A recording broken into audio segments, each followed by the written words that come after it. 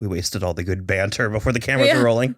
You do have a slight Sela or Jean Triple horn. Okay, so I was trying, but I don't have any mousse. I don't have a round brush, and I don't have my mother's hair, so I couldn't hack it. You also, I'm assuming, don't have many tan.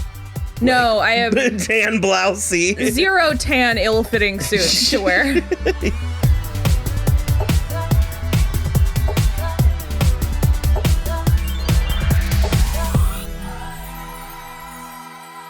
Hello, everybody. I'm Will. And I'm Kristen. And this is So I'm Watching This Show, your... Twice weekly. That's 4. Twice weekly pop culture podcast. Done it with both where hands. we talk about movies, TV, music, and more. And as always, this is a spoiler show for a 30-some-year-old movie. 29. You have been warned. On today's episode, we're going to talk about the 1992 trash cult classic, Basic Instinct. Yeah. She knows where I live and breathe. Games are over, Nick.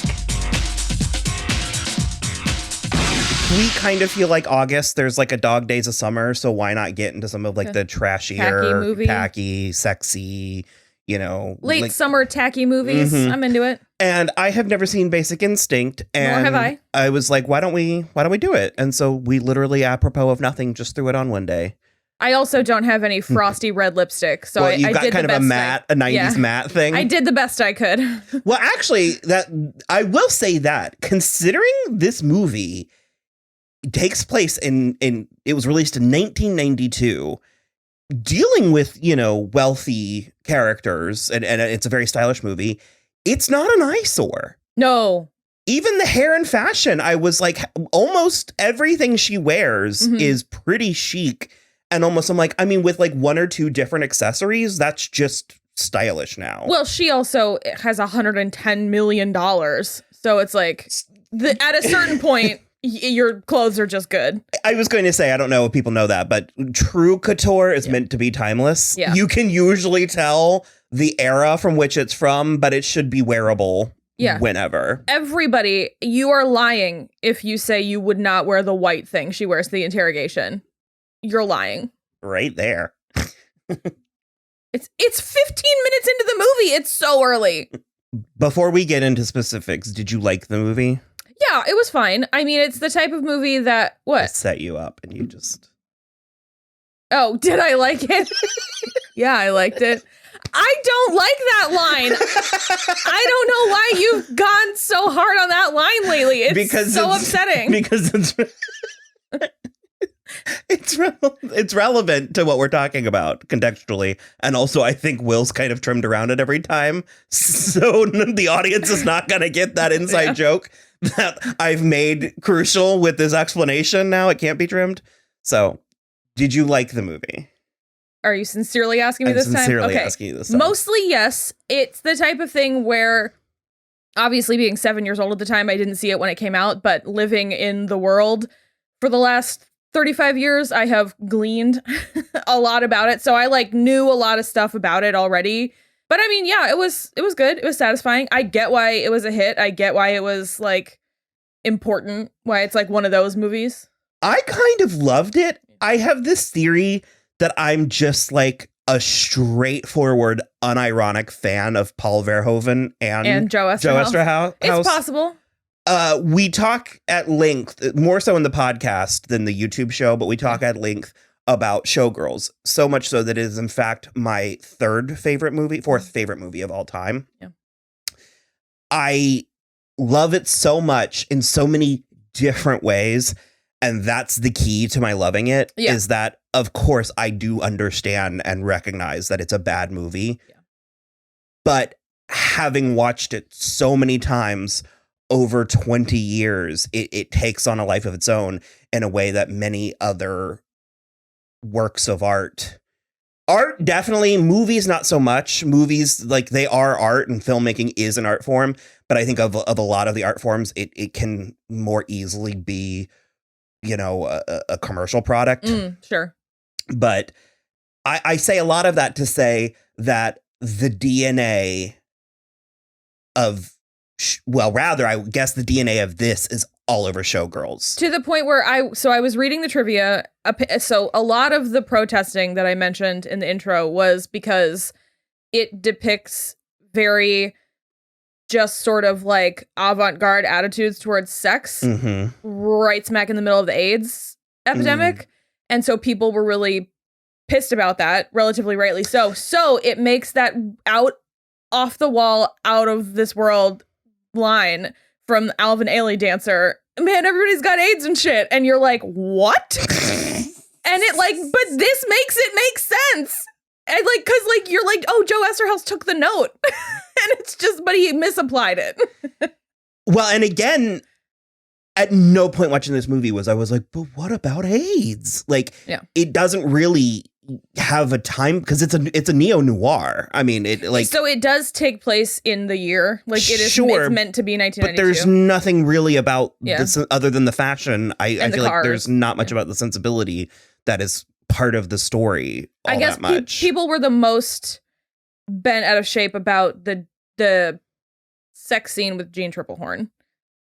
Because it's real rapey. Well, they don't use a condom. We talk at length about stuff like that, about like sexual violence and using it as a plot device, its application in stories. And it really, and not just sexual violence, but just anything taboo. And my mantra, my mentality is sort of, at any given point, anything is sort of whatever. It's sort of what it is. That happens. And it probably happens this way. Oh, yeah. And I kind of found it to be fascinating, especially in the context of the movie.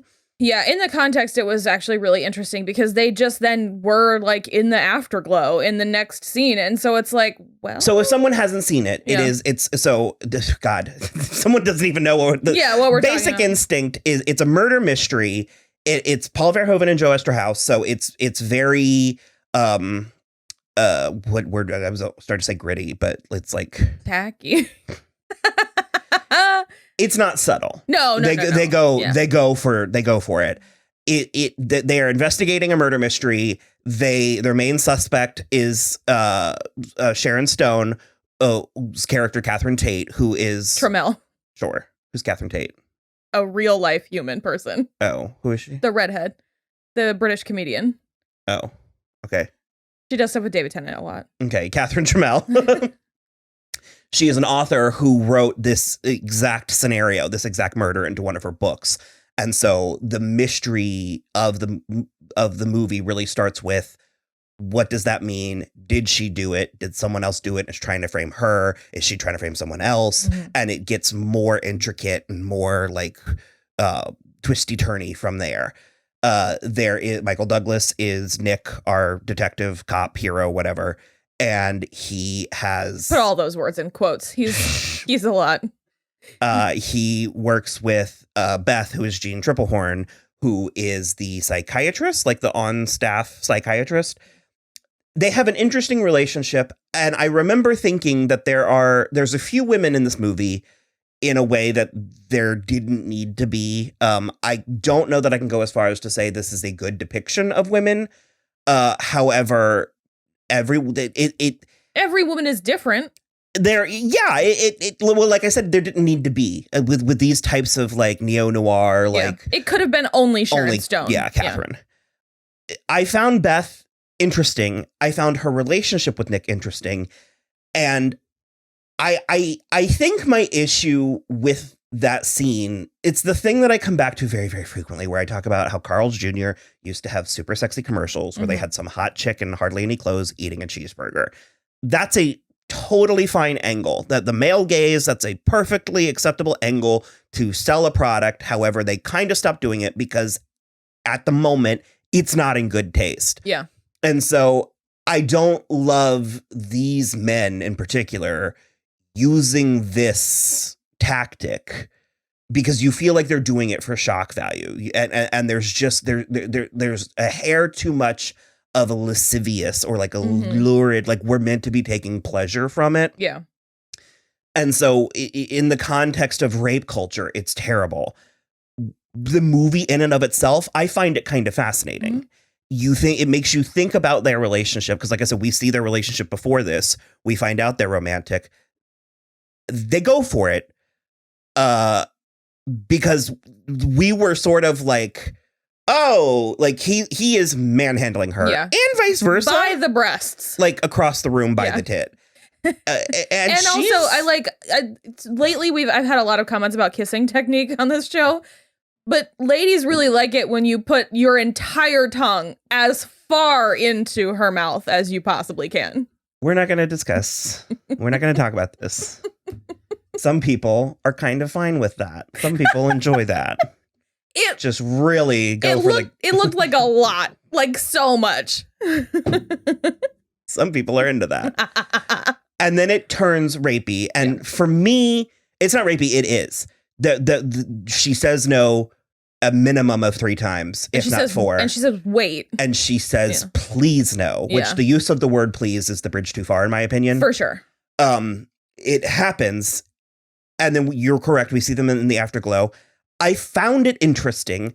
I found the way that she then does get mad at him. Mm-hmm. Like I said, it does happen, and it informs their relationship. It informs the world that we're living in this movie. Mm-hmm.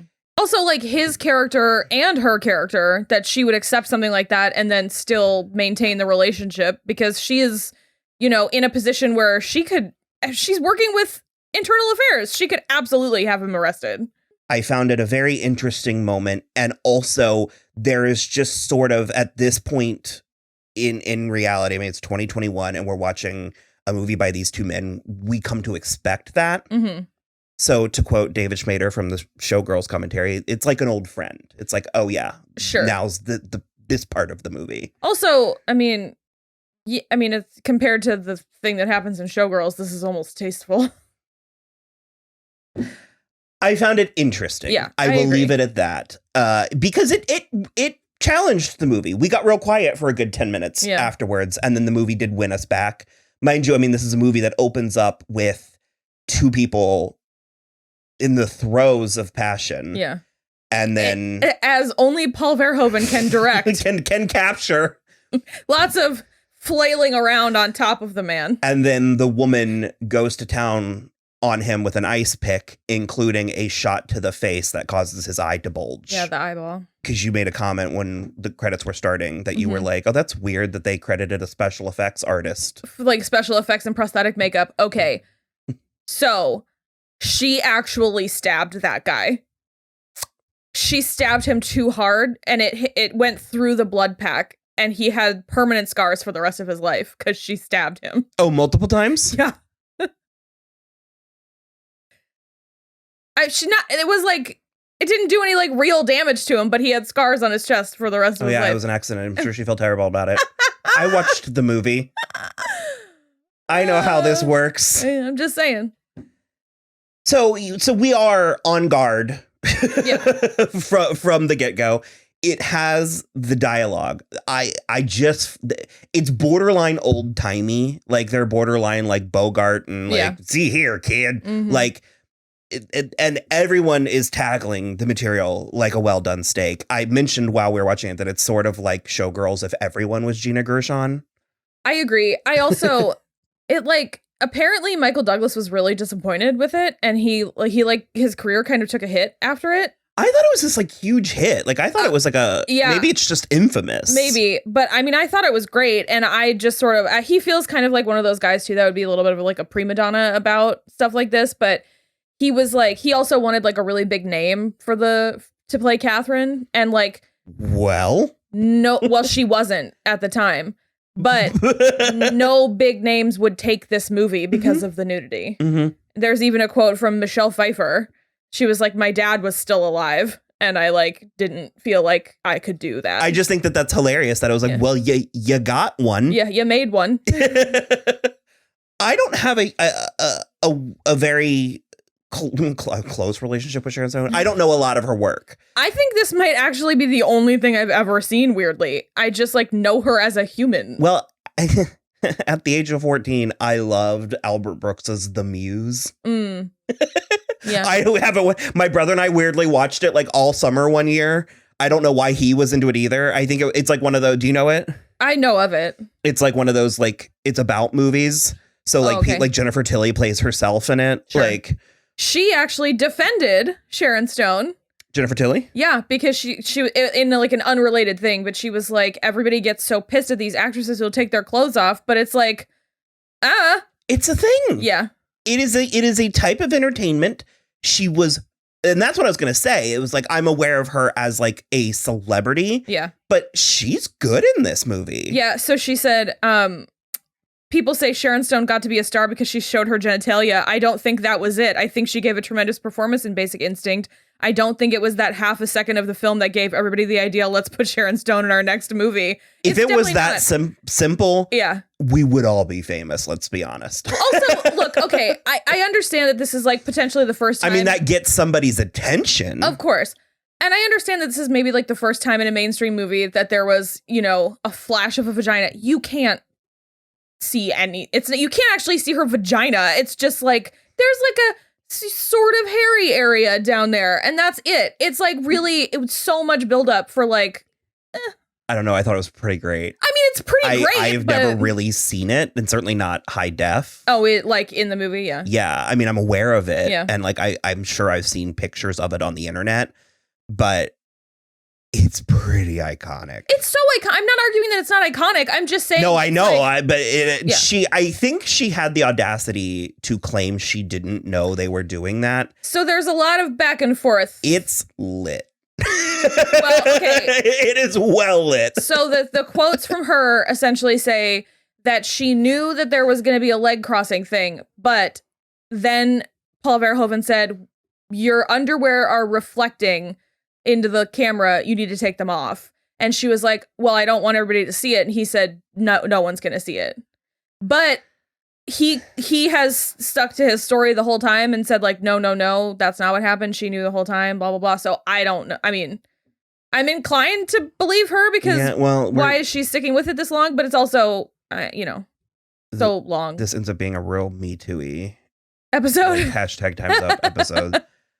I don't know. I'm coming at it from the glamour of Hollywood. Yeah. I think it is iconic, and it's a real she did that moment. Like maybe it's we just watched a video about Megan Fox and Jennifer's Body last night, so maybe it's the hindsight that I'm coming at it for. But I'm like, girl, you have nothing to be embarrassed or ashamed by. It's fucking iconic, and like I said, and on top of that, you're good in the movie. Well, so the thing is that essentially what it sounds like happened is like she didn't know on the day, and then she saw the dailies and hit him in the face, and then was like, "But you can leave it in." I feel weird. Yeah, I don't know. I feel weird continuing the conversation at this point. Just saying.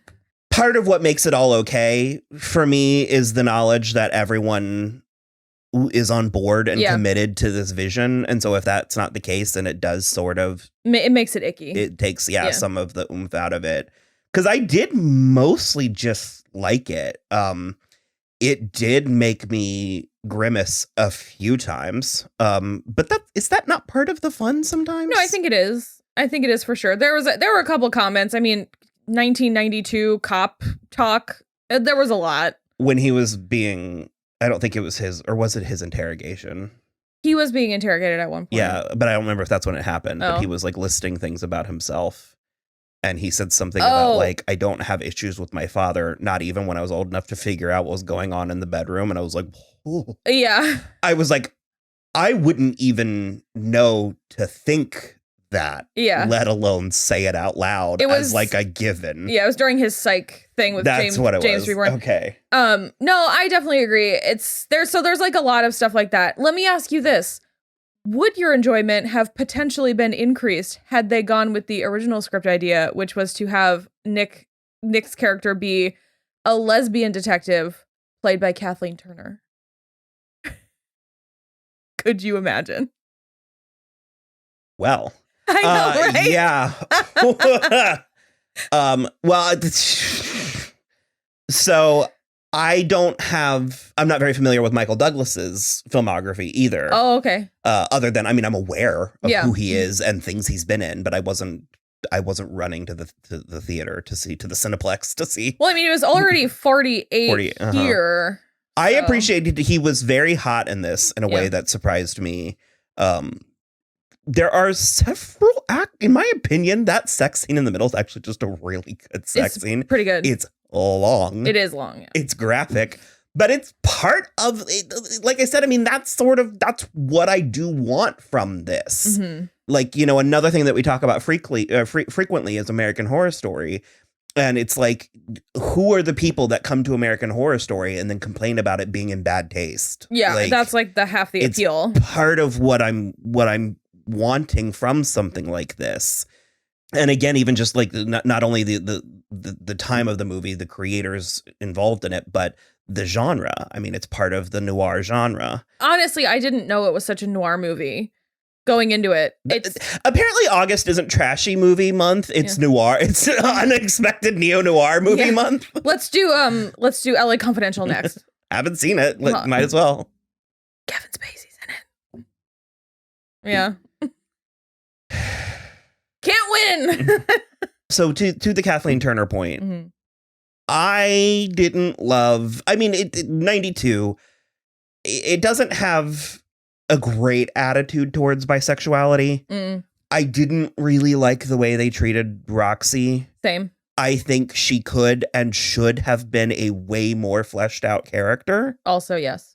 I think today she would be for sure. I just remembered that like club scene where they're like in the bathroom, and I was like, it's a very they did that movie, if you ask me. Okay, so apparently tons of people were like really weirded out that they were at this club because they were both too old, and I was like, I'm sorry. Okay, I'm not gonna lie. Who cares? No, I'm not gonna lie. That thought dawned on me, but I was sort of like, oh, that's weirdly refreshing for like the 90s. Yeah. That. He did show up in like ancient like a V-neck JCrew sweater. Well, he was there for them. Yeah, so it's like they were, but I mean, like, I don't know. Hot 30-year-olds probably go out and party. I don't know. Because they do flat out say she's. No.